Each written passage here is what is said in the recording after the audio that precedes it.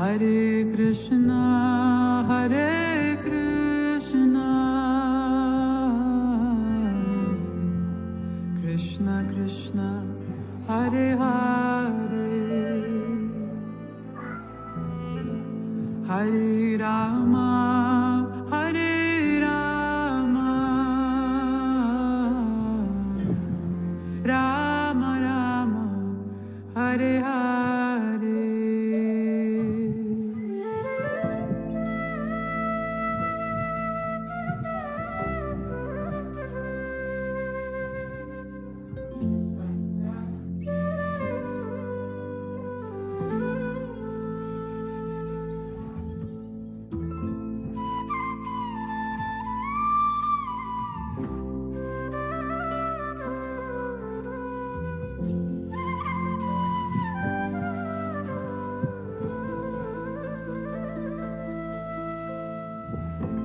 Hare Krishna, Hare Krishna, Krishna Krishna, Hare Hare, Hare Rama, Hare Rama, Rama Rama, Hare Hare Krishna, Hare Krishna, Krishna Krishna.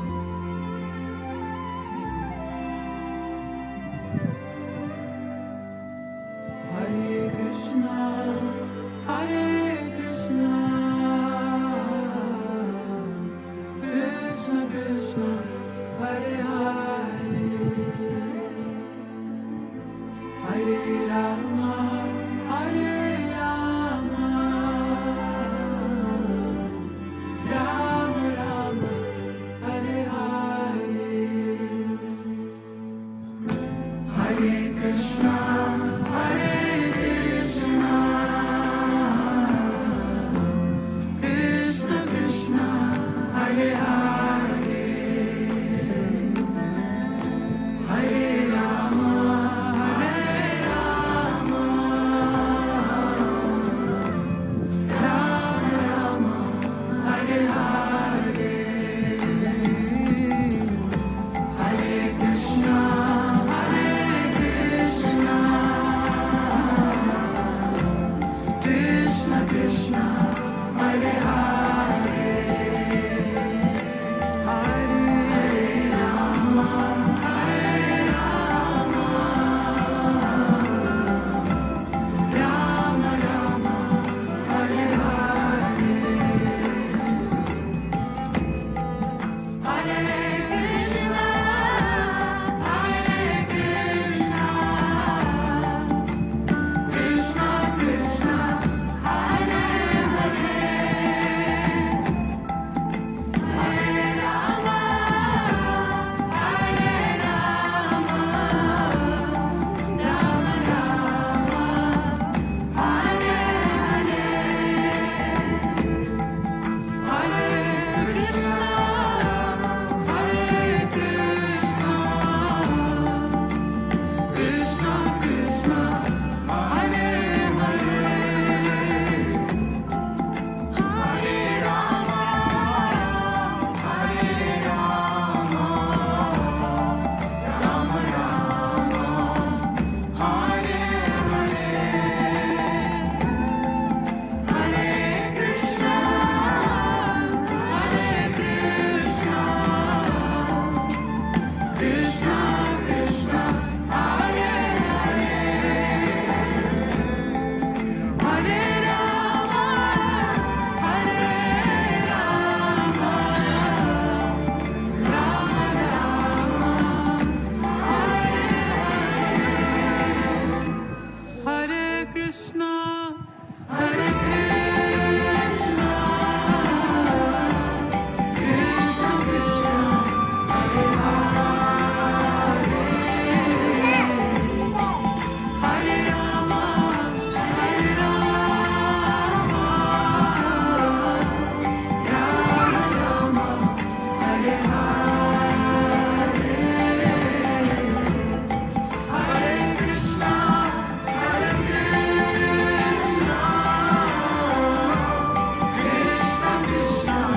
Hare Hare, Hare Rama, Hare Rama, Rama Rama, Hare Hare, Hare Krishna, Hare Krishna, Krishna Krishna, Hare Hare, Hare Rama, Hare Rama, Rama Rama, Hare Hare, Hare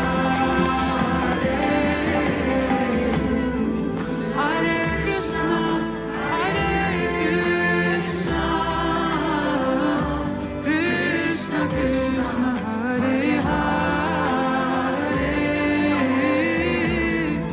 Hare Rama, Hare Rama, Rama Rama, Hare Hare, Hare Krishna, Hare Krishna, Krishna Krishna, Hare Hare, Hare Rama, Hare Rama, Rama Rama, Hare Hare.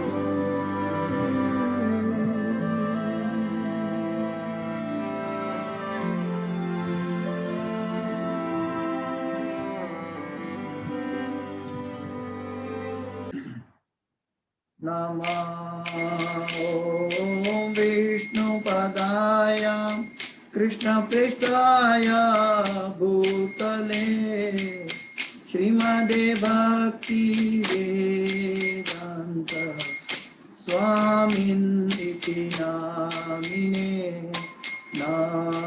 नमस्ते सरस्वती देवे गौरवाणी प्रचारिणे निर्विशेष शून्यवादी पाश्चात्य देशतारिणे जय श्री कृष्ण चैतन्य प्रभु नित्यानंदा श्री अद्वैत गदाधर श्रीवासादि गौर भक्त वृंद जय श्री कृष्ण चैतन्य प्रभु नित्यानंदा श्री अद्वैत गदाधर श्रीवासादि गौर भक्त वृंद जय श्री कृष्ण चैतन्य प्रभु नित्यानंदा श्री अद्वैत गदाधर श्रीवासादि गौर भक्त वृंद हरे कृष्ण कृष्ण कृष्ण हरे हरे हरे राम राम राम हरे हरे हरे कृष्ण कृष्ण कृष्ण हरे हरे हरे राम राम राम हरे हरे हरे कृष्ण कृष्ण कृष्ण हरे हरे हरे राम राम राम हरे हरे हरे कृष्ण कृष्ण कृष्ण हरे हरे हरे राम राम राम हरे हरे हरे कृष्ण कृष्ण कृष्ण हरे हरे हरे राम राम हरे हरे हरे कृष्ण कृष्ण कृष्ण हरे हरे हरे राम राम हरे हरे कृष्ण कृष्ण कृष्ण हरे हरे हरे राम राम हरे हरे गोविंद जय जय गोपाल जय जय राधा रमण हरि गोविंद जय जय गोविंद जय जय गोपाल जय जय राधा रमण हरि गोविंद जय जय हरे कृष्ण कृष्ण कृष्ण हरे हरे हरे राम राम हरे हरे ओम अज्ञानातिमिरान्धस्य ज्ञानाञ्जनशलाकया चक्षुरुन्मीलितं येन तस्मै श्रीगुरुवे नमः श्रीचैतन्यमनोभीष्टं स्थापितं येन भूतले स्वयं रूप गदा मह्यं ददाति स्वपदान्तिकं वन्देऽहं श्रीगुरु श्रीयुतापदकमलं श्रीगुरु वैष्णवांश्च श्रीरूपं साग्रजातं सगणा रघुनाथान्वितं तं सजीवं साद्वैतं सावधूतं परिजन सहितं कृष्ण चैतन्य देवं श्री राधा कृष्ण पादां सगणा ललिता श्री विशाखान्वितांश्च हे कृष्ण करुणा सिंधो दीनबंधो जगत्पते गोपेश गोपिका कांत राधा कांत नमोस्तुते तप्त कांचन गौरांगी राधे वृंदावनेश्वरी वृषभानुसुते देवी प्रणमामि हरिप्रिये वाञ्छाकल्पतरुभ्यश्च कृपा सिन्धुभ्य एव च पतितानां पावनेभ्यो वैष्णवेभ्यो नमो नमः श्री कृष्ण चैतन्य प्रभु नित्यानंद श्री अद्वैत गदाधर श्रीवासादि गौर भक्तवृंद हरे कृष्ण कृष्ण कृष्ण हरे हरे हरे राम राम राम हरे हरे जयतां सुरतो पंगुर मम मंदमते गतिर् मत्सर्वस्व पदाम्भोजो राधा मदन मोहन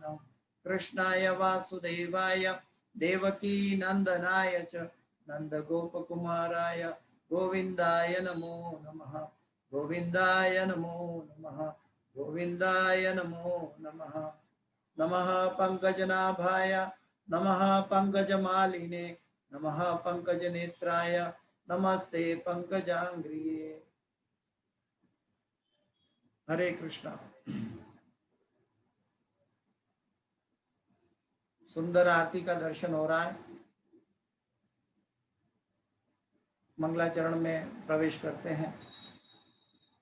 ओम नमो भगवते वासुदेवाय ओम नमो भगवते वासुदेवाय ओम नमो भगवते वासुदेवाय नारायणं नमस्कृत्यं नरं चैव नरोत्तमं देवीं सरस्वतीं व्यासं ततो जयं उदीरयेत् नष्टप्रायेषु भद्रेषु नित्यं भागवत सेवया भगवते उत्तम श्लोके भक्तिर्भवति नैष्ठकी।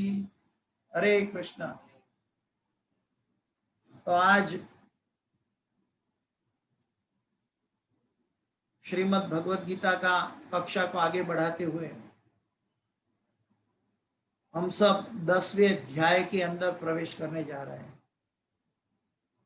वैसे 10वां अध्याय के अंदर जो सिलेक्टेड वर्सेस में चतुश्लोकी गीता का आता है 10:8, 10:9, 10:10 और 10:11, लेकिन 10वां अध्याय की शुरुआत आज कर रहे हैं पहला और दूसरा श्लोक लेकर, और चतुश्लोकी गीता अगली 2 कक्षा में हम लोग 2-2 श्लोक करके पूरी करेंगे, क्योंकि चतुश्लोकी गीता जो है संबंध, अभिधेय और प्रयोजन के ऊपर है, और उनको समझने के लिए अगले कक्षा में हम लोग डिस्कस करेंगे। आज हम 10वां अध्याय का पहला और दूसरा श्लोक पे चर्चा करने जा रहे हैं कि जो भगवान और भी सूक्ष्मतम बात बताने जा रहे हैं जो चतुश्लोकी गीता में आएगी, लेकिन आज ऐसा सब्जेक्ट मैटर पे भगवान डिस्कस करने जा रहा है सूक्ष्म, कि कोई भी व्यक्ति भगवान को जान पाएगा, भगवान कौन है, भगवान के षड ऐश्वर्य, और भगवान अजन्मा है या जन्मा है, जन्मा है तो कैसे जन्मा है, और अजन्मा है तो कैसे अजन्मा है। ये विषय पर जानना बहुत जरूरी है। ये क्यों जरूरी है? नहीं तो संसार के लोग कई बार जो नास्तिक लोग हैं, मायावादी लोग हैं, वो हमारी श्रद्धा को ध्वंस कर सकते हैं, ये हमारी श्रद्धा को तोड़ सकते हैं। ये श्रद्धा हमारी टूटे नहीं, इसीलिए ये 10वां अध्याय का पहला और दूसरा श्लोक हम चर्चा करेंगे।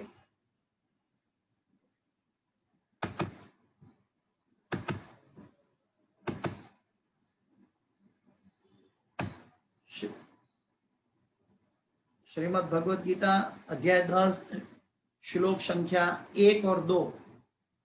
श्री भगवान उवाच भूय एव महाबाहो शृणु मे परमं वचः यत्तेऽहं प्रीयमाणाय वक्ष्यामि हितकाम्यया। श्री भगवान उवाच भूत एव महाबाहो शृणु मे परमं वचः यत्तेऽहं प्रीयमाणाय वक्ष्यामि हितकाम्यया। श्री भगवान उवाच भूय एव महाबाहो शृणु मे परमं वचः यत्तेऽहं प्रीयमाणाय वक्ष्यामि हितकाम्यया। इसी को दोहराना है श्लोक जी। हरे कृष्ण। हरे कृष्ण। हरे कृष्ण। श्री भगवान उवाच भूय एव महाबाहो शृणु मे परमं वचः यत्तेऽहं प्रीयमाणाय वक्ष्यामि हितकाम्यया। हरे कृष्ण। हरे कृष्ण। अनुवाद पे चलते हैं। अनुवाद और तात्पर्य बाई श्री भक्ति वेदांत स्वामी श्रील प्रभुपाद महाराज की जय। अनुवाद। श्री भगवान ने कहा हे महाबाहु अर्जुन, और आगे सुनो, क्योंकि तुम मेरे प्रिय सखा हो, अतः मैं तुम्हारे लाभ के लिए ऐसा ज्ञान प्रदान करूंगा जो अभी तक मेरे द्वारा बताए गए ज्ञान से श्रेष्ठ होगा। फिर से मैं अनुवाद दोहराता हूं। श्री भगवान ने कहा, हे महाबाहु अर्जुन, और आगे सुनो, क्योंकि तुम मेरे प्रिय सखा हो, अतः मैं तुम्हारे लाभ के लिए ऐसा ज्ञान प्रदान करूंगा जो अभी तक मेरे द्वारा बताए गए ज्ञान से श्रेष्ठ होगा। तो भगवान ये श्रेष्ठ ज्ञान तत्व की ओर लेके जा रहे हैं। भगवान बता रहे हैं एक्चुअली कि वो कौन है। जो अर्जुन के सामने खड़े हैं वो भगवान का साकार रूप है, लेकिन भगवान का एक अजन्मा निराकार रूप भी है। तो उसको कैसे समझे, कोई भक्त को क्षतिग्रस्त न कर दे। इसलिए भगवान ये बहुत गहरी बात, अचिंत्य बात ये पहले 2 श्लोक में बता रहे हैं। तात्पर्य भाई ऐसी भक्ति वेदांत स्वामी शिल प्रभुपाद महाराज की जय। तात्पर्य, पराशर मुनि ने भगवान शब्द की व्याख्या इस प्रकार की है। भगवान किसको कहा जाता है ये हमें जान लेना चाहिए।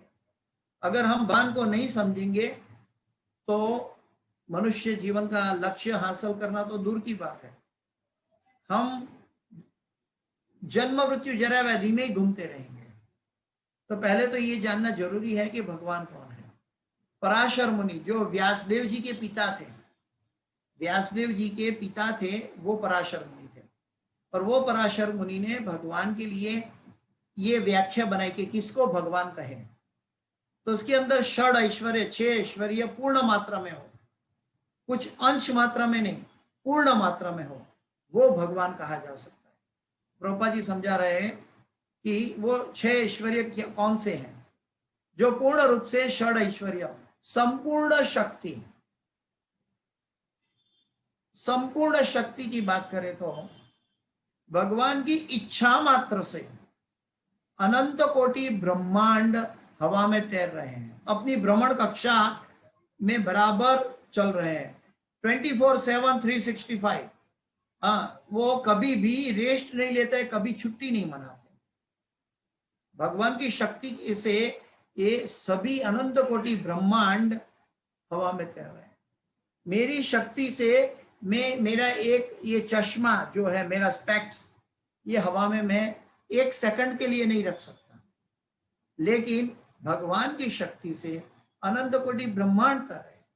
उतना ही नहीं, ये बड़े बड़े देवतागण हैं जो सूर्य नारायण देव जो है, वो सूर्य नारायण देव या चंद्र देवता भी भगवान के डर मात्र से अपनी भ्रमण कक्षा में बिना छुट्टी लिए चल रहे हैं। इवन सूर्य देवता सभी देवताओं में बहुत प्रकाशमान है और बहुत क्या बोलते हैं, पावरफुल है। तो ये देवतागण जो सबसे पावरफुल है, ये देवतागण भी भगवान के उपदेशों का पालन करते हैं और भगवान की इच्छा मात्र से, शक्ति की तो बात दूर करे, इच्छा मात्र से कर रहे हैं। ये भगवान की ऐसा स्वरूप है, ये भगवान का ऐसा स्वरूप है जो हमें दिखाई नहीं देता। कभी कभी अजन्मा के रूप में देख सकते हैं या निराकार के रूप में देख सकते हैं, लेकिन भगवान है साकार। तो भक्तों के लिए साकार रूप में उनकी क्या बोलते हैं, उनका भाव को पोषण देने के लिए भगवान ने गिरिराज पर्वत उठा लिया। भगवान ने गिरिराज पर्वत उठा के बता दिया कि वो मनुष्य जैसा दिखने के बावजूद भी वो भगवान पूर्ण पुरुषोत्तम भगवान है। वो 6 दिन के थे, तो 6 दिन के अंदर जो भगवान प्रकट होने के बाद 6 दिन के अंदर उन्होंने शक्टासुर, तृणाव्रत, पुतना, ये सभी असुरों का वध किया। तो भगवान कभी जन्म के बाद बनाया नहीं जाता। जन्म के बाद इसके अंदर कोई ज्ञान प्रकट हो जाए तो ऐसा नहीं कह सकते कि वो भगवान है या भगवान हो गया। भगवान का मतलब है कि वो प्रागट्य की क्षण से वो भगवान है। हाँ, ऐसा नहीं कि 6 दिन का बालक अगर ये कार्य कर सकता है तो भगवान 7 साल की उम्र में गिरिराज पर्वत उठा लिया। तो ये हमें समझना चाहिए कि भगवान सर्वशक्तिमान है। जब ये भगवान की सर्वशक्तिमत्ता नहीं होती है तब हम भक्ति में भटकते हैं। अभय चरण जो हमें भगवान का प्राप्त होना है उसके अंदर पूरा विश्वास नहीं रहता। अगर कितना भी बड़ा आपत्ति का काल आ जाए लेकिन भगवान मेरे साथ है तो ये आपत्ति मुझे कुछ नहीं कर सकती। भगवान ने ऐसे असुरों का ध्वंस किया है कि जो सारी पृथ्वी को जल में डुबो दे। ऐसे असुर हिरण्यकश्यप का भी भगवान ने वध किया है, हिरण्याक्ष का। हाँ, तो हिरण्यकश्यप ये दोनों का वध किया है भगवान। ऐसा नहीं है कि कोई सामान्य व्यक्ति के सामने युद्ध कर रहे हैं या सामान्य मनुष्य के सामने युद्ध कर रहे हैं। उन्होंने कंस का वध करके अपने माता पिता की मुक्ति की। तो ये मनुष्य स्वरूप नहीं है। तो भक्त के लिए ये सभी साकार लीला है, लेकिन अभक्त के लिए जो ज्ञानी है, जो योगी है, वो परमात्मा का ध्यान करते हैं, वो भगवान को निराकार स्वरूप में या अजन्मा स्वरूप में बचते हैं। तो उनके लिए भी उदाहरण उपलब्ध है कि अनंत कोटि ब्रह्मांड उनकी शक्ति से चल रहे हैं और सूर्य चंद्र तारे भी भगवान की शक्ति से कांपते हुए अपनी भ्रमण कक्षा में घूमते हैं। नक्षत्र ग्रह, इतना ही नहीं 33 करोड़ देवी देवता भी भगवान उनसे आदि है, भगवान उनसे भी पहले है। भगवान को देवी देवता गण भी नहीं जान सकते, ब्रह्मा तक नहीं जान पाए। तो बाकी ब्रह्मा के द्वारा उत्पन्न किए गए 33 करोड़ देवी देवता को कहां से जानेंगे, क्योंकि ब्रह्मा जी स्वयं नहीं जान पाए थे। तो भगवान आदि ही देवानाम, भगवान देवों का भी आदि है। तो वो वेदेश्य सर्वे अहमेव वेद्य वेदांत कृत वेद विदे वचाम, वो वेदों के संकलन करता है और वेदों में जो जानने योग्य है वो भगवान है।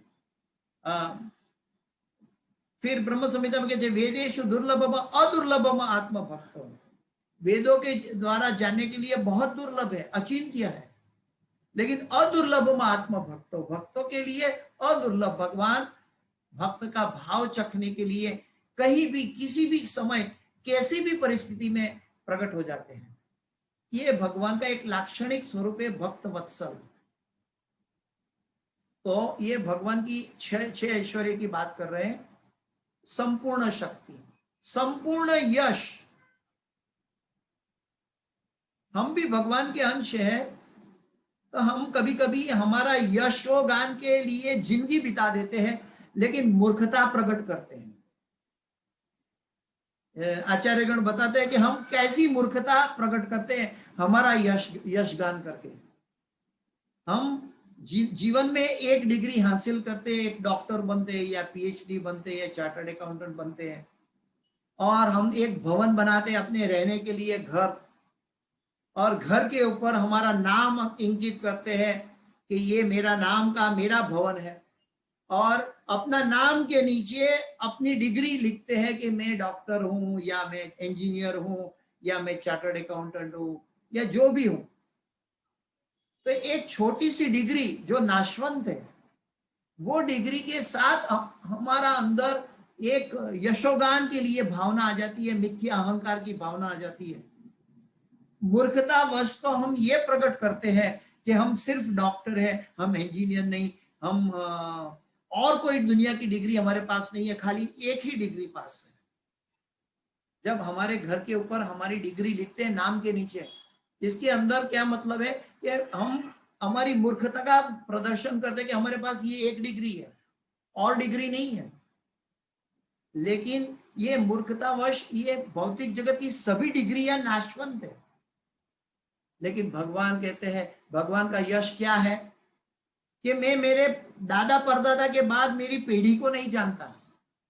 मेरे दादा के दादा कौन थे मुझे मालूम नहीं है, उनका नाम क्या था शायद वो पीढ़ी में नहीं जान पाता, या तो उसके मैंने देखा तक नहीं है। लेकिन भगवान जो षड ऐश्वर्य युक्त है, पूरे ब्रह्मांड के जीवों के आदि है, वो भगवान आज भी 5000 साल पूर्व प्रकट हुए धराधाम पर, लेकिन आज भी सबको मालूम है कि भगवान श्री कृष्ण पूर्ण पुरुषोत्तम परमेश्वर, ये उनका यश है। 33 करोड़ देवी देवता उनका यशोगान करते हैं।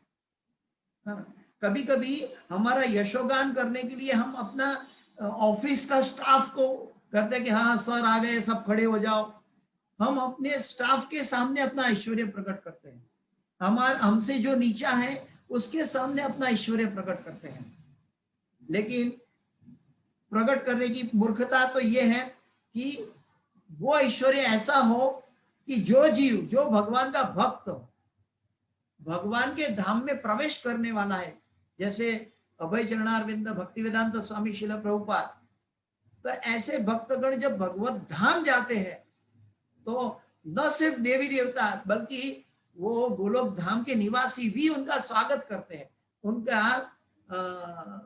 अहोभाव उसका स्वागत करते हैं। ये यशोगान है जो शाश्वत जगत से यश मिलता है। तो भगवान का जो यश है वो शाश्वत जगत का है, नाशवंत जगत का नहीं है। यहाँ तो ब्रह्मा की आयु खत्म हो जाएगी, ये ब्रह्मांड भी खत्म हो जाएगा और कोई भी जीव को पूरी दुनिया के 14 प्लेनेटरी सिस्टम, 14 लोक को भी कोई किसी को पता नहीं होगा ठीक कहाँ से आए थे और कहाँ चले गए। न सिर्फ वो 14 लोक बनाने वाले ब्रह्मा को भी खो जाएंगे, क्योंकि अनंत कोटि ब्रह्मांड है, अनंत कोटि ब्रह्मा है, तो ब्रह्मा भी खो जाएंगे और उनका जो प्रागट्य है 14 लोक, ये पृथ्वी सहित 14 लोक भी गायब हो जाएगा। लेकिन भगवान का धाम शाश्वत रहेगा। ईश्वर परमः कृष्ण सच्चिदानंद विग्रह अनादिरादिर गोविंद सर्व कारण कारणम। अनादिरादिर गोविंद सर्व कारण कारण, वो सभी कारणों के कारण है। संपूर्ण यश, संपूर्ण धन भगवान के चरणों में महालक्ष्मी बिना चंचल, कंप्लीट अपना चंचल स्वभाव छोड़कर शाश्वत रूप में भगवान के चरणों की सेवा करती है। जिस लक्ष्मी के लिए हम दिन रात मेहनत करते हैं, 8 घंटा मजदूरी करते हैं, 15 साल पढ़ाई करके नौकरी करते हैं, वो लक्ष्मी माता फिर भी हमारे जेब में आने के बाद चंचल स्वरूप है। आज मेरी जेब में कल आपकी जेब में होती है। मेरे पास दुनिया का सबसे बड़ा धनी व्यक्ति भी शाश्वत धनी नहीं रह सकता, उसमें भी स्पर्धा चलती है। आज वो धनी हो गया, कुछ साल के बाद कोई और दूसरा धनी आ जाएगा, उसका रिकॉर्ड तोड़ दे। लेकिन पूरे ब्रह्मांड के सभी जीवों के पास जो धन है, ये सभी धन का जो मालिक है वो भगवान श्री कृष्ण है। तो समस्त धन, मेरे पास धन है लेकिन समस्त धन नहीं है। दुनिया का जो सबसे बड़ा रईस व्यक्ति है उसके पास भी समस्त धन नहीं है। ये ब्रह्मांड में स्वर्ग के राजा इंद्र देवता है, उनके पास भी जो ऐश्वर्य या धन है वो भी संपूर्ण धन नहीं है। इवन ब्रह्मा जी तक, जो भी ब्रह्मा जी के पास जो ऐश्वर्य है वो भी पूर्ण मात्रा में नहीं है। तो जो पूर्ण मात्रा में जो धन है वो महालक्ष्मी कहलाती है और वो भगवान के चरणों की सेवा में लगी हुई है। संपूर्ण धन, संपूर्ण ज्ञान। मुझे बताइए, आप कोई कह सकता है कि जीवन में आपने इतिहास में देखे, हमारे सामने जो 5000 साल का इतिहास है और उससे पूर्व का इतिहास वेदों का है, या आने वाले काल में, या आज तक 5000 साल की दिनचर्या के तक आज तक ऐसा कोई ग्रंथ पैदा नहीं कर सका जो भगवान के शब्दों को चैलेंज कर सके, और वो है भगवत गीता, वो है श्रीमद् भागवत। तो भगवान की महिमा या भगवान के द्वारा बताए गए शब्द, वो जो ज्ञान है, गीता ज्ञान, उसको कोई चैलेंज नहीं कर सकता। देव मनुष्य तो नहीं, देवी देवतागण भी चैलेंज नहीं कर सकते, तो ब्रह्मा तक कोई चैलेंज नहीं कर सकता। तो ये भगवान का समस्त ज्ञान है, संपूर्ण ज्ञान है, संपूर्ण सौंदर्य।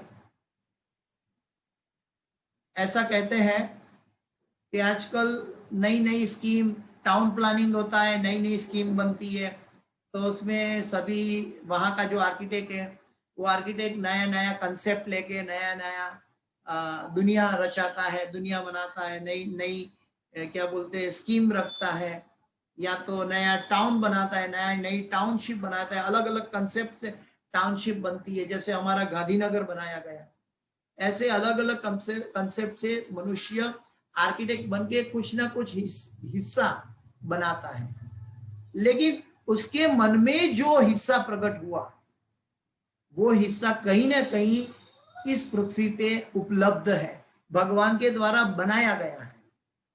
ऐसा कोई भी विचार हमारे मन में नहीं पैदा हो सकता जो पहले भगवान ने उस सौंदर्य की रचना ना की हो।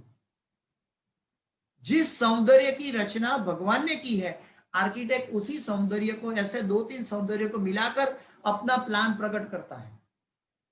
लेकिन ओरिजिनल जो आर्किटेक्ट है, ओरिजिनल जो सौंदर्य भगवान का है, भगवान का जो उनका खुद का सौंदर्य कितना है, अद्वैतम अच्युतम अनादि अनंत रूपम आद्यम पुराण पुरुषम नव यौवनम च वेदेषु दुर्लभम आत्म भक्त गोविंदमादि पुरुषम तमहम भजामि। अद्वैतम अच्युतम अनादि अनंत रूपम, भगवान का हर एक रूप इतना दिव्य है। कृष्ण शब्द का अर्थ ही है सर्व आकर्षक। हम आकर्षक हो सकते हैं, लेकिन हमारी आकर्षकता टिकती नहीं है, उम्र के साथ गायब हो जाती है, उम्र के साथ गायब हो जाती है। हम बड़े बड़े सिनेमा के नेता को या एक्ट्रेस को भी देखते हैं, कुछ सालों के बाद, उनकी उम्र के बाद वो देखने के लिए योग्य भी नहीं रहते।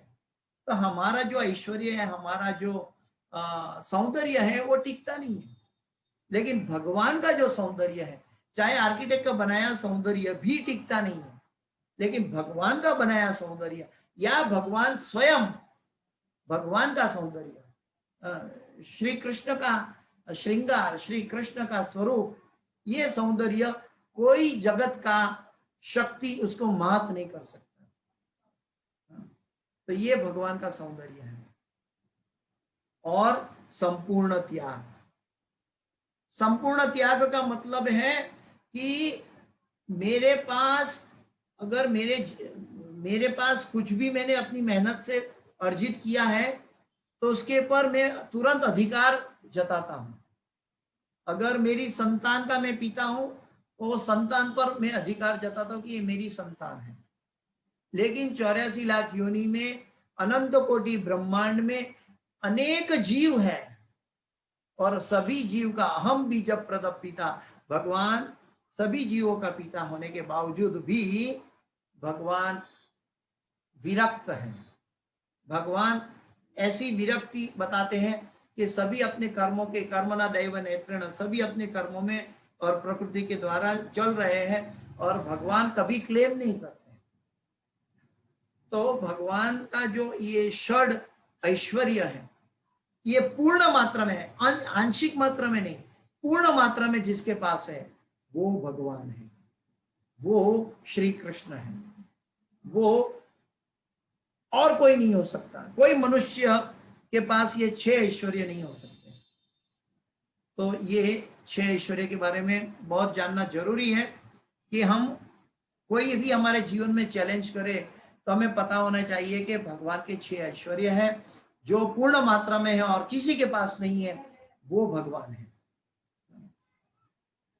आगे प्रभुपाद जी बताते हैं कि से युक्त वो भगवान है। जब कृष्ण इस धराधाम में थे तो उन्होंने 6 ऐश्वर्यों का प्रदर्शन किया था। फलतः पराशर जैसे मुनियों ने कृष्ण को भगवान के रूप में स्वीकार किया है। अब अर्जुन को कृष्ण अपने ऐश्वर्य तथा कार्य का भी और भी गुह्य ज्ञान प्रदान कर रहे हैं। अब भगवान अर्जुन को कृष्ण अपने ऐश्वर्य तथा कार्य का भी गुह्य ज्ञान, भगवान का ऐश्वर्य और भगवान का कार्य, ये जानना बहुत जरूरी है। जन्म कर्म च मे दिव्यम एवं यो वेत्ति तत्वतः त्यक्त्वा देहम पुनर्जन्म नैति मामेति सो अर्जुन। अगर भगवान के जन्म और कर्म दिव्य स्तर पर है, जो उसे पूर्णतः जानता है, उसका पुनर्जन्म नहीं होता। और वो भगवान अर्जुन को अपने सखा के रूप में अपना ऐश्वर्य तथा कार्य का और भी गुह्य ज्ञान प्रदान करने जा रहे हैं। तो अर्जुन के माध्यम से हमको भी ये प्राप्त हो सकता है, लेकिन ये प्राप्ति इतनी मात्रा में होगी, चाहे सभी लोग सुनते हैं, सभी लोग पढ़ते हैं प्रभुपाद जी के तात्पर्य, लेकिन ये भगवान की जो ऐश्वर्य है या भगवान के दिव्य कार्य है, वो उतनी ही मात्रा में हमें समझ में आएगा जितनी मात्रा में हमारे अंदर शुद्धिगत है। Purity is a force. अगर हमारे अंदर शुद्धि नहीं है तो चाहे हमारे सामने से रत्न भी निकल जाए, हम कांच का टुकड़ा मान के वहां से खड़े होकर चले जाएंगे। तो ये भगवान का, प्रभुपाद जी भगवान के शुद्ध भक्त ये देख पा रहे हैं कि भगवान का ऐश्वर्य और भगवान का कार्य और भी गुह्य ज्ञान प्रदान कर रहे हैं अर्जुन को। इसके पूर्व 7वें अध्याय के प्रारंभ में भगवान ने अपनी शक्तियां तथा उनके कार्य के विषय में बताया। भगवान ने 7वें अध्याय में भगवान ने अपनी शक्तियां और कार्य के बारे में बताया, लेकिन यहाँ पे क्या बता रहे हैं? ऐश्वर्य और गुह्य कार्य, गुह्य ज्ञान बताने जा रहे हैं, जो आगे आके चतुश्लोकी गीता में परिणित होगा। अब इस अध्याय में वे अपने ऐश्वर्य का वर्णन कर रहे हैं।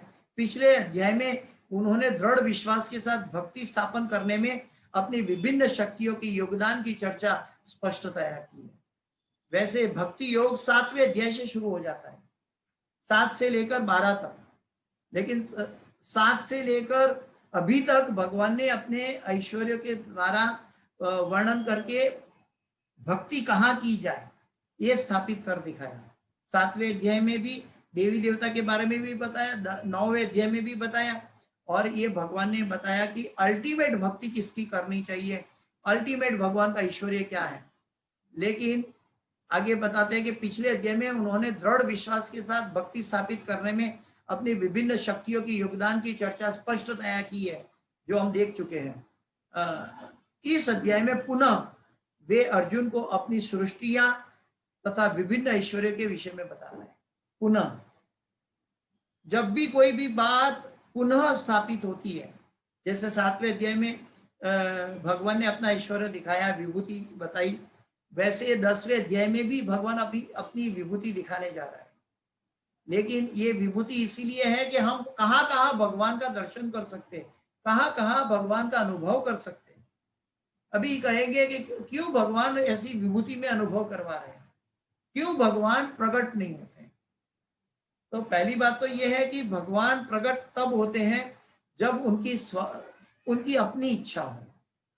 दूसरी बात है कि भगवान को प्रकट करने के लिए हमारे अंदर भक्त बनने का, भक्ति का पूर्ण मात्रा में हमारी शुद्ध भक्ति होनी चाहिए। जैसे प्रहलाद महाराज की थी या ध्रुव महाराज की थी, उन्होंने अपनी भक्ति की परिपक्वता दिखाई, तब भगवान को आना पड़ा।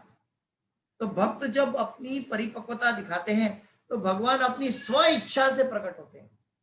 भगवान को अपने कर्म के आधार पर आना नहीं पड़ता।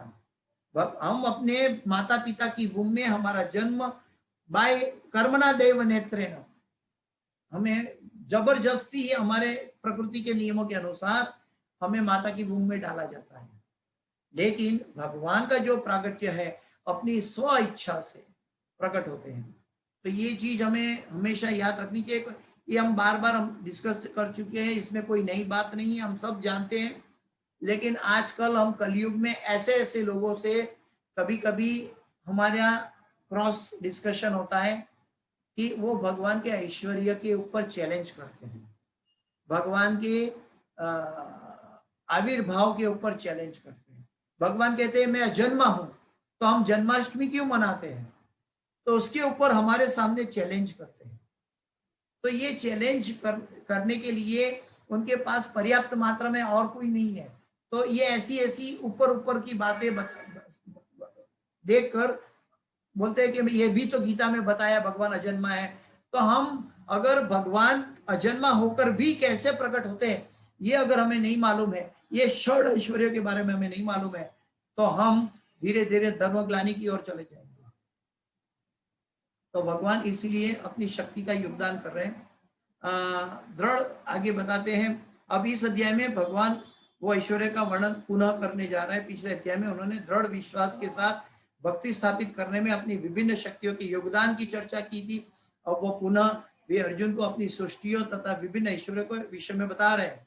ज्यो ज्यो भगवान के विषय में कोई सुनता है त्यों त्यों वह भक्ति में रमता जाता है।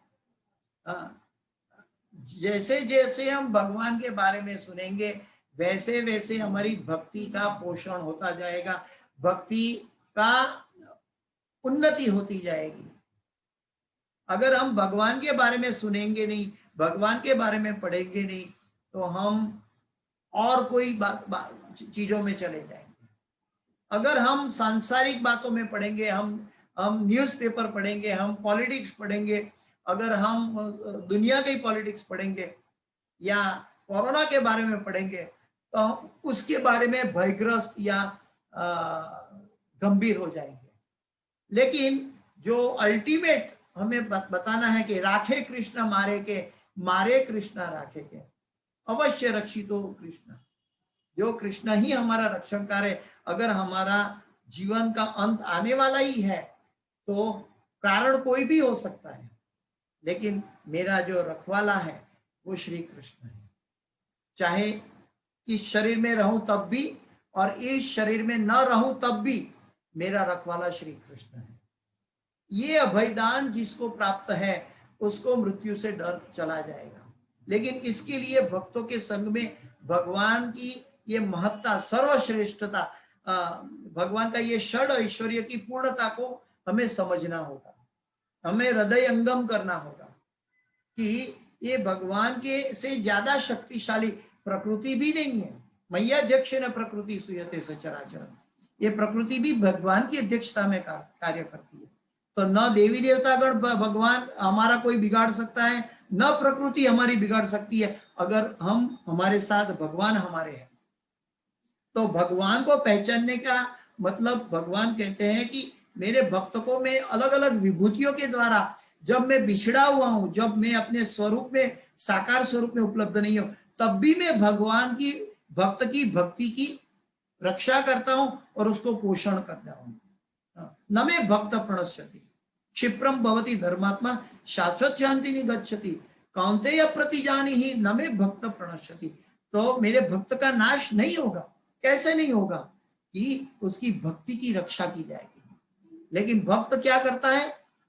अपनी श्रद्धा के साथ, अपनी निष्ठा के साथ संपूर्ण भगवान पर समर्पित होता है। जितनी मात्रा में हमारा समर्पण कम है उतनी मात्रा में हमारे अंदर भगवान से विश्वास कम है, उतनी मात्रा में हमें माया या दुनिया की परिस्थिति हमें विचलित कर सकती है। जब हमारे सामने सुख दुख है, सुख दुख नाम की कोई चीज है ही नहीं, वो भी एक मन की परिस्थिति है। तो ये जो मात्रा स्पर्शस्तु कौन्तेय शीतोष्ण सुख दुखदा आगमा पाइनी ताम तितिक्षस्व भारत। तो ये इसको भगवान कहते हैं तुम सहन करना सीखो। क्यों सहन करना सीखो? ये मन की परिस्थिति है। जब मेरे बारे में आप जानोगे, भगवान के बारे में जानोगे, जब अपनी मन की इच्छा भगवान की इच्छा में मिला दोगे, तब हमारे लिए कोई दुख की बात नहीं रहेगी। जैसे गोपियों ने नारद मुनि को कह दिया था मेरे चरण की धूली ले जाओ, अगर मुझे नरक में जाना पड़े तो मुझे मालूम है कि एक कण भी भगवान के बिना खाली नहीं है। हर कण कण में भगवान है। विष्णु का मतलब है कण कण में भगवान है, तो वहां भी भगवान उपलब्ध है। अगर कोई भी चीज का अस्तित्व भगवान के बिना है, इसका मतलब भगवान अपूर्ण हो गया। लेकिन भगवान पूर्ण है। ओम पूर्णमदः पूर्णमिदं पूर्णात् पूर्णमुदच्यते पूर्णस्य पूर्णमादाय पूर्णमेवावशिष्यते। तो भगवान के अंदर भगवान स्वयं पूर्ण है और भगवान के द्वारा जो भी उत्पन्न होता है वो अपने आप में पूर्ण है। तो जहां पे भगवान की उपस्थिति है वो पूर्ण मात्रा में होती है। जैसे जीव के अंदर भी परमात्मा के रूप में भगवान साथ में बैठे हैं, तो हमारा शरीर भी पूर्ण है। माता के पास से हमारा जन्म होने के बावजूद भी माता भी अपने आप में पूर्ण थी और हम भी अपने आप में अपने शरीर में पूर्ण है, लेकिन कि हमारी पूर्णता आंशिक पूर्णता है। हम शरीर को देखते हैं तो पूर्ण दिखता है। आंशिक पूर्णता का मतलब है क्या है कि हम शरीर नहीं है, हम भगवान के अंश हैं, और अंश का मतलब है भगवान की सेवा करना। तो जब हम आत्मा के द्वारा भगवान की सेवा करेंगे तब हम पूर्ण की सेवा करेंगे। इसलिए हम बाह्य रूप रंगों से विचलित न हो, बाह्य परिस्थितियों से विचलित न हो। जो भगवान के विषय में कोई सुनता है क्योंकि वह भक्ति में रमता जाता है। मनुष्य को चाहिए कि भक्तों की संगति में भगवान के विषय में सदा श्रवण करें। भक्तों की संगति में हम जो श्रवण कर रहे हैं प्रभुपाद जी के तात्पर्य के द्वारा श्रवण कर रहे हैं, तो हम प्रभुपाद जी से श्रवण ले रहे हैं। स्पीकर चाहे कोई भी हो, लेकिन अल्टीमेटली जो ये प्रभुपाद जी ने इसका अनुभव किया है, उनकी प्रभुपाद जी की जो शुद्धता थी, वो शुद्धता में उन्होंने जो अनुभव किया है वो अनुभव हम दोहरा रहे। We are just repeating the puppet, like puppet, we are just repeating the word of Srila Prabhupada। और वो प्रभुपाद कौन है कि जो भक्तगण है। तो सदा श्रवण करें, इससे उसकी भक्ति बढ़ेगी। प्रभुपाद जी कहते हैं कि अगर मेरे पुस्तक में मैंने सब कुछ बता दिया, अगर भगवत धाम पहुंचना है तो भगवान प्रभुपाद जी ने संपूर्ण अपने पुस्तकों में इंगित कर दिया है। प्रभुपाद जी ने अपने तात्पर्य में सब कुछ बिल्कुल एनालिटिकली समझाया हुआ है। लेकिन दुर्दैव में दृशा तमिहा जनिना अनुराग, मेरा इतना दुर्भाग्य है कि भगवान के नाम में भी मुझे इच्छा नहीं होती, और न मैं प्रभुपाद जी का जो धन हमारे सामने पड़ा है, ये गीता जो है 150 रुपये की नहीं है। ये गीता जो हमारे सामने घर में है, और 84 लाख योनि को बचाने के लिए जो ऐश्वर्य, जो धन है, वो धन की संस्तुति भगवत गीता या श्रीमद् भागवत में उपलब्ध है। क्योंकि अगर भौतिक जगत की संपत्ति भगवान के ज्ञान को खरीद नहीं सकती, जो ऐसा समझता है कि भगवत गीता 150 रुपया या 7000 में श्रीमद् भागवत बेचता है, तो वो भगवान को नहीं समझ पाएगा। वो ये जड़ पदार्थ को देख रहा है, वो पुस्तक के रूप में भागवत या गीता को देख रहा है। लेकिन भगवान के भक्त भगवान का शब्द भगवान से अभिन्न के रूप में देखता है। अभिन्न नाम नामीनो, भगवान के शब्द, भगवान के वचन, भगवान के द्वारा बताया गया दिशा, ज्ञान, ये सब कुछ भगवान से अभिन्न है। सदा श्रवण करें, इससे भक्ति बढ़ेगी। भक्तों के समाज में ऐसी चर्चाएं केवल उन लोगों के बीच हो सकती है जो सचमुच कृष्ण भावनामृत के इच्छुक हो। इसीलिए तो भक्ति के कदम में सबसे पहला कदम आता है आदौ श्रद्धा। गीता में भी भगवान ने 18वें अध्याय में कहा कि ये ज्ञान अर्जुन, हे अर्जुन, ये ज्ञान जो भी व्यक्ति अर्जुन और भगवान का जो संवाद है दूसरों को बताएगा, उससे मेरी भक्त, वो मेरा ऐसा प्रेमी बनेगा, इससे अधिक प्रेमी ना मुझे पहले कोई था, ना कोई है, ना कोई रहेगा। लेकिन उसके बाद वाले श्लोक में भगवान तुरंत बताते हैं कि जो इसको सुनना नहीं चाहता है, जो इसको अनादर करता है, उसको नहीं बताना चाहिए। तो हम ऐसे अज्ञानी के जगत में गीता का प्रचार कैसे करें? तो प्रभुपाद जी कहते हैं कर्मण्यवाधिकार से मां फलेषु कदाचन। शुरू में हमें भगवान की बातें उनको रिपीट करके दे देनी चाहिए, गीता की पुस्तक के रूप में देनी चाहिए। हम 2 शब्दों में क्या समझा पाएंगे? जब गीता उनके पास चली जाएगी, जब भगवान के शब्द उनके पास चले जाएंगे, तो वो उनके पास हृदय परिवर्तन कर सकता है। हमारा शब्द हृदय परिवर्तन के लिए पर्याप्त नहीं है, लेकिन जिसके घर में भगवत गीता है, आज वो नहीं तो उनका पुत्र या उनका पौत्र भी गीता पढ़ेगा आने वाले काल में, तो वो 7 पीढ़ी को उतारेगा। वो जब 7 पीढ़ी को उतारेगा तो इसका श्रेय उसके दादा ने गीता घर में रखी थी, इसलिए पौत्र का कल्याण हुआ। तो पौत्र का कल्याण होने के लिए दादा भी निर्मित थे, इसीलिए उसकी पूरी आने वाली पीढ़ी और पहले की पीढ़ी का कल्याण होता है।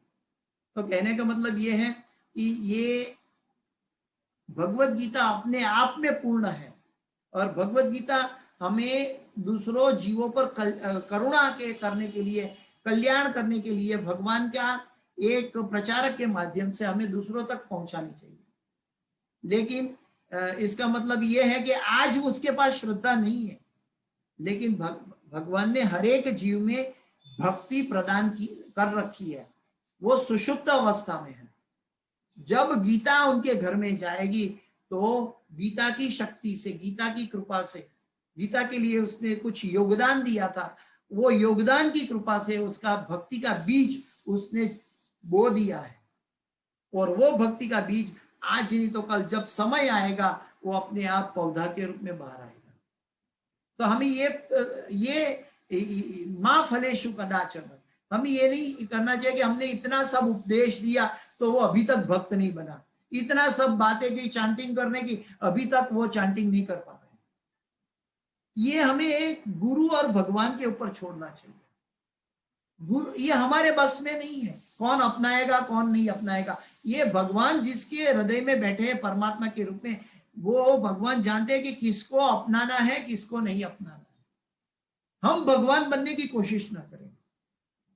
हाँ, ये हम एक निर्मल भगवान का उपदेश पहुंचाए, लेकिन ऐसे कि हमने पहुंचा दिया, भगवान के नाम हरे कृष्ण महामंत्र बोल के उनके कान में डाल दिया, लेकिन बाद में वो नाम कब परिपक्व हो जाएगा, वो कैसे उसके मन में स्मरण रहेगा, आज नहीं तो 10 साल के बाद भी उसको याद आएगा और वो वापस भक्ति में आ जाएगा। इसलिए गुरु महाराज भी कहते हैं, कभी कभी कोई कुछ शिष्यगण इस्कॉन में आने के बाद भी वापस भौतिक जीवन में चले जाते हैं। तो गुरु महाराज कहते हैं क्योंकि उसने नाम लेकर गया है, इसलिए नाम उसको वापस लेकर आएगा। जिसने एक माला भी की है वो एक ना एक दिन वापस आएगा, क्योंकि उनका बीज, उनका रिश्ता, उसका संबंध भगवान के नाम से जुड़ गया है। इवन यहाँ पे भक्ति हरि भक्ति विलास में तो वहां तक कहा गया कि इवन मुस्लिम भी कोई व्यक्ति को बुलाता है जिसका नाम कृष्ण है, और वो व्यक्ति को बुलाया, ये कृष्ण इधर आ, तो ऐसा भी बोल दिया, तो उसके जीवन में भी कृष्ण का नाम का बीज बो दिया भगवान ने, परमात्मा के रूप में उसके मुंह से बुलवा के भगवान ने भक्ति का बीज बो दिया। आज भले मुसलमान है, कल वो शायद कोई हिंदू परिवार में जन्म लेगा, शायद कोई भक्त परिवार में जन्म लेगा, लेकिन ये सब अवस्था, ये सब अरेंजमेंट भगवान की है। हम इसको नहीं जान सकते, अपनी बुद्धि वहां पहुंचेगी नहीं। न तद भासयते सूर्य न शशांको न पावक यद्गत्वा न निवर्तन्ते तद्धाम परमम मम। तो जहां तक हमारी सोच नहीं पहुंच सकती है, हमारी बुद्धि काम नहीं कर सकती है, उसके भी पर है। इसका मतलब ये नहीं कि हम अंधश्रद्धा में खेल रहे हैं, इसका मतलब ये है कि भगवान के द्वारा संपूर्ण अथॉरिटी ने स्वयं आके बताया है, उस दिशा में हम चल रहे हैं। इसलिए कोई भी हमें चैलेंज ना करे कि हम अंधश्रद्धा में चल रहे हैं, या तो हमारे पास भगवान के बारे में पूर्णतया मात्रा में विश्वास नहीं है। हमें पूर्ण मात्रा में विश्वास है। प्रभुपाद ने हम सबको पूर्ण मात्रा में विश्वास दिलाया कि पूर्ण पुरुषोत्तम परमेश्वर श्री कृष्ण है, सुप्रीम पर्सनालिटी ऑफ गॉड है, तो ये भगवान है। तो ऐसी चर्चाओं में अन्य लोग भाग नहीं ले सकते। जो भक्तगण नहीं है वो भगवान को ज्ञान के मार्ग से एनालिसिस करना चाहेगा, ध्यान के मार्ग से एनालिसिस करना चाहेगा, सांख्य के मार्ग से एनालिसिस करना चाहेगा। वो ऐसा करेगा जैसे कि एक मेढक कुएं के अंदर सोचता है कि दरिया कितना बड़ा हो सकता है। एक मेढक अगर कुएं में बैठा बैठा सोचेगा कि पैसिफिक ओशन इतना बड़ा है, उसकी सोच से बाहर है उसकी बड़ापन। पैसिफिक, क्योंकि उसके वो मेढक कुएं में था, सारा जीवन कुएं में बिताया, तो उसको कभी भी अटलांटिक ओशन या पैसिफिक ओशन क्या है नहीं समझ पाएगा। ठीक वैसे ही हम एक तुच्छ जीव है, एक कितने ब्रह्मांड हवा में तैर रहे हैं, एक ब्रह्मांड के सामने दूसरा ब्रह्मांड एक चींटी जैसा दिखता है, सूर्य के सामने पृथ्वी एक छोटे से बॉल की तरह दिखती है, राई के दाने की बराबर दिखती है, लेकिन राई के दाने के अंदर भी 14 भुवन है, और 14 भुवन के अंदर भी मध्य में पृथ्वी है, और उसके अंदर भी सारी दुनिया फैली हुई है, उसके अंदर भी कितने शहर है, कितना देश है, उसके अंदर एक शहर की एक गली के अंदर अनेक जीव है, अनेक मकान है, उसके अंदर एक मकान में मैं रहता हूँ, और मुझे दुनिया भर का अहंकार है कि मैं चार्टर्ड अकाउंटेंट हो गया, मैं इंजीनियर हो गया, मैं डॉक्टर बन गया, और मेरे घर के सामने लिखा दिया कि मैं डॉक्टर हूं या इंजीनियर हूं। मैं अपनी मूर्खता का मेरे पास जो ज्ञान है वो मूर्खता भरा है, एकेडमिक नॉलेज। लेकिन जब भगवान का ज्ञान मिलेगा, भगवान का ऐश्वर्य को समझ में आएंगे, तब हम अपने आप ने तृणादपि सुनीचेन तरोरपि सहिष्णुना अमानिना मानदेना कीर्तनीया सदा हरि, तब हम अपने आप में नम्र हो जाएंगे। हाँ, जैसे एक लायन है, एक सिंह है, उसको कंडीशन बनाया गया तो सर्कस में वो चूहा बन के सब काम करता है, वो है लायन, सिंह है, लेकिन वो उसको कंडीशन कर दिया तो वो चूहा बन गया है। तो जब हम प्रकृति के संसर्ग में आते हैं तो हम कंडीशन हो जाते हैं और हम चूहा की तरह भांति इस जगत में रहते हैं। लेकिन जब हमें पता चल जाए कि हमारी शक्ति, हमारे पास जो भी धन है, हमारा पिता जो षड ऐश्वर्य से युक्त है, परम पिता है, और वो पिता हमें कभी भी छोड़ के नहीं गए हैं। चाहे प्रकृति ने मुझे अंधा बना दिया, लेकिन मेरे पिता मेरे साथ है। जब इस अनुभूति हो जाती है तो दुनिया की कोई ताकत भक्त को डरा नहीं सकती। 6 साल के बच्चे प्रहलाद महाराज भी नहीं डरे, क्या ध्रुव महाराज भी जंगल में जाने से नहीं डरे, लेकिन हम डरते हैं क्योंकि हम प्रकृति के वश में हैं। हमें अभी तक भगवान के ऊपर संपूर्ण पूर्णतया शरणागति नहीं है। न हम अंधश्रद्धा से नहीं जाना चाहिए। हम गोपी पाद भर्तुपाद पद कमले दास दासानुदास, हमें ये सिखाया गया है। हमें आचार्यों का अनुसरण करना चाहिए, अनुकरण नहीं। और उस रास्ते से हम भगवान को जान पाएंगे। हमें भगवान के लिए दौड़ना नहीं है, गोलोक की दौड़ नहीं लगानी है मैराथन की तरह। हमें क्या करना चाहिए? अपने आप को भगवान को समर्पित करना है। भगवान स्वयं गोलोक से आकर भक्त को उठा लेता है। जो स्वयं दौड़ता है वो ज्ञानी है, जो स्वयं दौड़ता है वो योगी है। लेकिन भक्त अपनी भक्ति से भगवान को बुला लेता है। भगवान स्वयं आ जाते हैं। क्यों? क्योंकि वो भक्त वत्सल है, भक्त को प्रेम करता है। हम भक्त पराधीन, वो भक्त को प्रेम करते हैं। और भगवान को हम कभी, कोई बोलता है तुम भगवान को श्रम मत दो, तुम भगवान की सेवा करो, भगवान को अपनी सेवा भगवान से मत करो। भगवान सेवा नहीं करते, भगवान प्रेम करते हैं, इसीलिए भक्त के पास पहुंचते हैं। हमारे अंदर जड़ता का अनुभव है, इस कर्म जगत का जड़ अनुभव है, इसलिए हम उसको श्रम मानते हैं। लेकिन भगवान प्रेम करते हैं, इसीलिए भगवान के हृदय में, भगवान के विचारों में प्रकट होते हैं। भगवान भक्त से प्रेम करते हैं। भगवान भक्त का ऐश्वर्य बढ़ाना चाहते हैं, इसलिए भक्त के द्वारा अपना काम करवाते हैं। जैसे प्रभुपाद जी के द्वारा करवाया, जैसे पूरी गुरु परंपरा के द्वारा करवाया, जैसे गुरु महाराज के द्वारा करवाया। तो भगवान अर्जुन से स्पष्ट शब्दों में कहते हैं कि चूंकि तुम मुझे अत्यंत प्रिय हो, अतः तुम्हारे लाभ के लिए ऐसी बातें कह रहा हूं। तुम मुझे अत्यंत प्रिय हो, बहुत बड़ी बात है ये बात। अगर प्रेम नहीं है तो मतलब होगा, अगर मतलब है तो प्रेम नहीं है। इस जगत के अंदर जो भी स्त्री को पुरुष से मतलब है, पुरुष को स्त्री से मतलब है, क्योंकि दोनों की पास जो अपूर्णता है वो पूर्णता प्राप्त करने के लिए स्त्री पुरुष के पास जाती है या पुरुष स्त्री के पास जाता है। इस जगत का कोई भी जीव इस जगत संपूर्ण नहीं, पूर्ण मात्रा में नहीं, लेकिन वो पूर्ण तब हो सकता है जब भगवान का प्रेम मिलता है। पूर्ण का मतलब ये है कि भगवान पूर्ण है और भक्त भगवान की महिमा गाता है, तो वो भगवान अपने भक्त को भी पूर्ण बनाने में लगे हैं। तो भगवान अर्जुन को पूर्ण बनाने में लगे हैं और अर्जुन के द्वारा कहते हैं कि हे अर्जुन, तुम डिक्लेयर करो, क्षिप्रम भवति धर्मात्मा शाश्वत शांति निगच्छति कौन्तेय प्रतिजानी। हे कुंती पुत्र अर्जुन, तुम डिक्लेयर करो, मैं नहीं करूंगा। ये भगवान अर्जुन की महत्ता बढ़ा रहा है।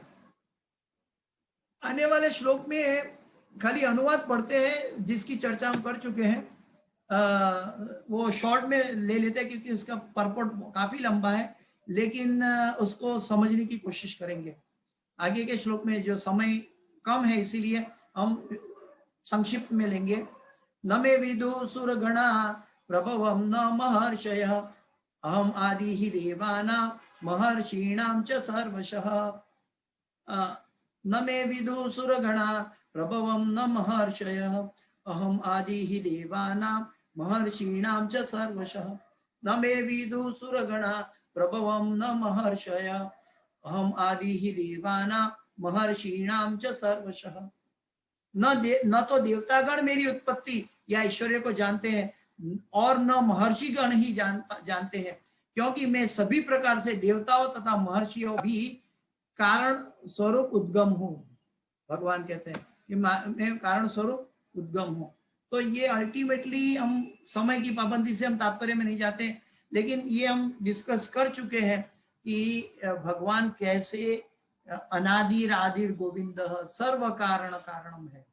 प्रभुपाद जी के तात्पर्य का एक लाइन और पढ़ ले, क्योंकि प्रभुपाद जी के तात्पर्य में अमृत छुपा हुआ है, उसके बिना रहा नहीं जाता। जैसा कि ब्रह्म संहिता में कहा गया है कि भगवान कृष्ण ही परमेश्वर है, उनसे बढ़कर कोई नहीं है, वे समस्त कारणों के कारण है। यहाँ पर भगवान स्वयं कहते हैं कि वे समस्त देवताओं तथा ऋषियों के कारण है। ऋषि और देवी देवता भी उसका ओरिजिनल कारण ब्रह्मा जी के द्वारा भगवान की नाभि से कमल प्रकट हुआ, तभी ब्रह्मा जी प्रकट हुए। तो देवी देवता के भी आदि कारण है भगवान। और देवता तथा महर्षियों तक कृष्ण को नहीं समझ पाते, तो हम कैसे कहेंगे कि हम भगवान को समझते हैं, हम भगवान को जानते हैं, कृष्ण ही भगवान है, हम कैसे जान पाएंगे? तो उसको जानने के लिए एक भक्ति की जो साइंटिफिक प्रक्रिया है, जो आचार्यगण द्वारा निर्मित है, जो भगवान ने स्वयं अपने मुख से बताई है कि भगवान की भक्ति कैसे हो।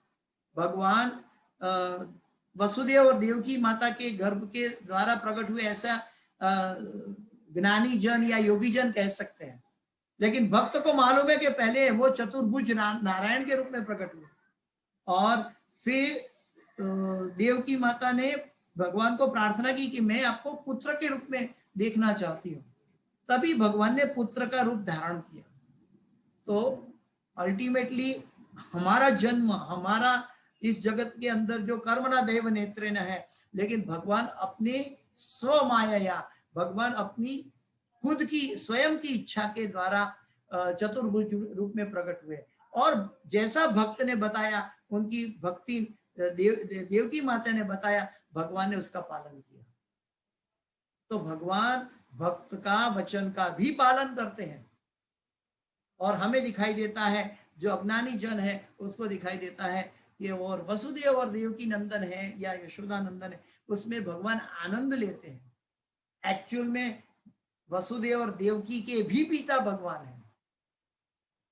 तो ये भगवान को समझना, ये चर्म चक्षु से, हमारी जड़ इंद्रियों के द्वारा हम नहीं समझेंगे।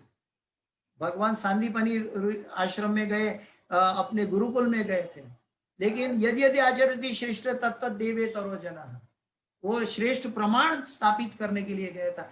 बल्कि सांदीपनी ऋषि को भी मालूम था कि ये तो परम पूर्ण पुरुषोत्तम परमेश्वर है, उनको मैं क्या सिखाऊंगा, वो उनके द्वारा मुझे ज्ञान प्राप्त हुआ है। और वो एक नाटक के भांति मेरे पास आए हैं सीखने के लिए। एक एक क्या बोलते हैं कि गुरुकुल में कैसे शिष्य को जाना चाहिए, कैसे गुरु को स्वीकारना चाहिए, कैसे गुरु की सेवा करनी चाहिए, ये सब स्थापित करने के लिए भगवान ने अपनी आचार्य ये भाव प्रकट किया। तो सांदीपनी ऋषि के आश्रम में गए, तो वसुदेव देवकी के पुत्र बने, तो देवकी यशोदा नंदन बने, तो नंद नंदन बने। ये भगवान का भक्त के प्रति एक प्रेम का आदान प्रदान है। लेकिन भगवान भले भक्त के पास आ जाते हैं, खड़े हो जाते हैं, लेकिन भगवान कहते हैं कि मेरे मैं अजन्मा हूं और मेरे ऐश्वर्य को कोई नहीं जानता। ये तो मैं कृपा करके तुम्हारे सामने खड़ा हूं अर्जुन। तो ये भगवान साकार है, लेकिन भगवान जब दिव्य चक्षु देंगे तब हम भगवान को देख पाने के लिए लायक बनेंगे। हम अपनी स्व इच्छा से भगवान को नहीं समझ पाएंगे। अर्जुन भी पांडव के रूप में भगवान के साथ था। जब 11वां अध्याय आया, विश्वरूप दर्शन करवाया भगवान ने, तब वो भगवान से माफी मांग रहा है कि मैंने खाने के समय, सोने के समय, मेरा पांव आपके सामने रखने के समय आपका अनादर किया, प्रभु मुझे क्षमा कर। तब अर्जुन को भी पता चला, भगवान ने जब दिव्य चक्षु दिए तब भगवान का दर्शन कर पाया। लेकिन दिव्य चक्षु के दर्शन के बाद भी अर्जुन ने क्या मांगा? प्रभु मुझे आपका वो 2 भुजा वाला रूप प्रदान कीजिए ताकि मैं आपके साथ प्रेम का आदान प्रदान कर सकूं। तो भक्त जो भगवान का भक्त है, भगवान कृपा करके भगवान का ऐश्वर्य दिखा दे, विश्वरूप दर्शन दिखा भी दे, लेकिन भगवान का जो भक्त है वो ऐसा चाहता है कि भगवान उसके साथ प्रेम का आदान प्रदान करे। तो इसके साथ मैं आगे नहीं जाता हूं, इसके साथ आज की कक्षा को मैं समाप्त करता हूं। किसी का कोई प्रश्न है तो पूछ सकते हैं, नहीं तो अगले क्लास में हम चतुश्लोकी भगवत गीता के ऊपर 2 क्लास में 2 श्लोक करके 2 क्लास में सेमिनार करेंगे कि उसके अंदर चतुश्लोकी भगवत गीता है। और भगवान ये जो आज के श्लोक में बताया कि मैं और भी, तुम मेरा मित्र है और मैं तुझे चाहता हूं, तुझे प्रेम करता हूं, इसीलिए ये बात बता रहा हूं। भूयत्तम, वो बात चतुश्लोकी गीता के अंदर स्थापित है, जहाँ संबंध स्थापित होता है, जहाँ अभिधेय स्थापित होता है और प्रयोजन भी मिलता है। किसी का कोई प्रश्न? अगर प्रश्न नहीं है तो हम यहाँ भगवत गीता की कक्षा को विराम देते हैं। अगले क्लास में हम चतुश्लोकी गीता पे चलेंगे। और इस क्लास की कोई भी सुकृति है तो ये सुकृति मेरे गुरु महाराज को मैं समर्पित करता हूँ। हिज होलीनेस जय पताका स्वामी आचार्यपाद गुरुदेव महाराज को मैं समर्पित करता हूँ, जिनकी कृपा से मैं कुछ बोल पा रहा हूँ, समझ पा रहा हूँ और आपको बता पा रहा हूँ। इसके अंदर कोई भी त्रुटि या गलती है वो मेरी अपनी है, कृपया मुझे क्षमा करें। वांछाकल्पतरुभ्यश्च कृपा सिन्धुभ्येव च पतितानां पावनेभ्यो वैष्णवेभ्यो नमो नमः। अनंत कोटि वैष्णव वृंद की जय, समावेत भक्त वृंद की जय, शील प्रभुपाद की जय।